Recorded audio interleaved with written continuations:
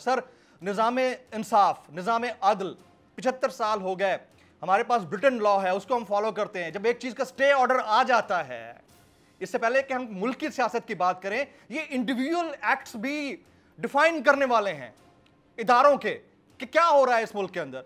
यानी घर को गिरा दिया जाता है और किसी की प्रॉपर्टी को इस तरह मिसमार कर देना बगैर किसी लॉजिक के, ये इस मुल्क के अंदर हो क्या रहा है सर? शोएब साहब देखें, अदालतों का और इंसाफ का जो दोहरा मेयार है वो तो हमारे सामने काफ़ी दिनों से नज़र आ रहा है, पिछले 75 साल से नज़र आ रहा है। और आज जो स्पेशली पिछले 1 साल से हमने देखा है, अगर उसको आप सामने रखें तो आपको हर चीज़ वाज़ेह नज़र आ जाएगी। शोएब शेख के साथ पिछले दिनों क्या किया, पहले उनको अगवा किया, अगवा करने के बाद वो मुकदमा जिसका कोई वजूद नहीं है, पहले उनकी एक्विटल हो गई है सिंध हाई कोर्ट से, उसी इशू के ऊपर दोबारा मुकदमा दर्ज कर दिया गया और बिलाखिर उनकी जाकर ज़मानत होती है।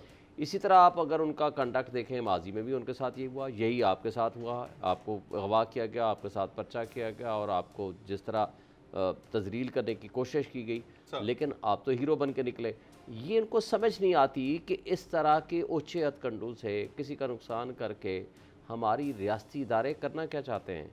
हमारे लोग असल में रियासती इदारों में बैठे हुए जो लोग हैं वो चंद बड़ी शख्सियात को खुश करने के लिए हर वो इक़दाम करने के लिए कोशिश करते हैं कि जो अनकॉन्स्टिट्यूशनल हो, इलीगल हो, लेकिन बड़े लोगों की नज़रों में उनका मकाम ऊपर बुलंदतर हो जाए। उन्होंने अपनी ड्यूटीज़ छोड़ दी हैं, उन्होंने अपने ओथ को छोड़ दिया है, उन्होंने आइन को छोड़ दिया है। स्टे ऑर्डर के बाद क्या घर गिराया जा सकता है? नहीं हो सकता, नहीं हो सकता। हाई कोर्ट का स्टे ऑर्डर नहीं हो सकता। It is unconstitutional, it is illegal, it is violative to the constitution provision, it is violative to the law. लेकिन अब मसला मुसीबत ये है कि आप सुप्रीम कोर्ट लेवल पे आप देखेंगे कि जिस तरह उनकी तौहीन हो रही है, जिस तरह उनकी तज़हीक हो रही है, जिस तरह ब्लैकमेल किया जा रहा है, उनको मिलाइन किया जा रहा है, उनको स्कैंडलाइज किया जाए, उनकी तौहीन हो रही है। तो अब ये जो छोटी अदालतें हैं, ख़ास वो हाई कोर्ट्स हैं या वो सिविल कोर्ट्स हैं, अब उनको तो एज सच जो उनकी एक रिस्पेक्ट होनी चाहिए, जो अदालतों का एहतराम होना चाहिए, वो हमारे यहाँ पूरी सोसाइटी में वो नीचे गिरता जा रहा है। और असल बात यह है कि हमारे रियासती इदारों को कभी इंडिपेंडेंटली काम करने नहीं दिया गया।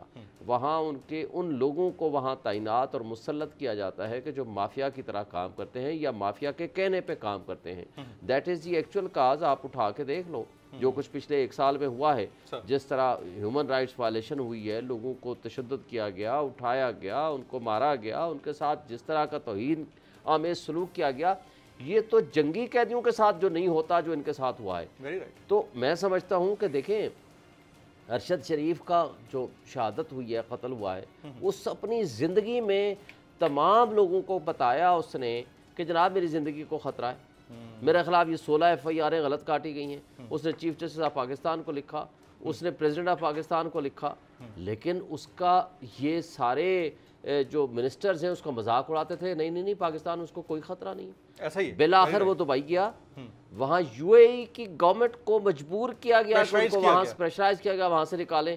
जब वो वहाँ से चले जाते हैं, कीनिया जाते हैं, वहाँ मर्डर हो जाते हैं। उसने अपनी शहादत दे के ये साबित किया कि वो सच्चा था, जो कुछ वो कह रहा था उसकी ज़िंदगी को ख़तरा है, वाकई ख़तरा है। अब आप देखें, इमरान खान ने किसी पे इल्ज़ाम लगाया कि जनाब उसकी ज़िंदगी को ख़तरा है फ़लाँ शख्स से। भाई आप उसकी इंडिपेंडेंट किसी फोरम से तहकीक कराओगे कि नहीं कराओगे जिसके ऊपर इल्ज़ाम लगा है?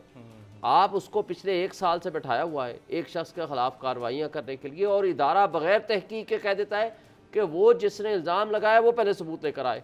भाई सबूत तो आपने इकट्ठे करने हैं, सबूत तो आपने इंडिपेंडेंट इंक्वायरी किसी के पास, कमीशन के पास जाएगा तो वो सबूत भी देगा, वो सबूत आएंगे।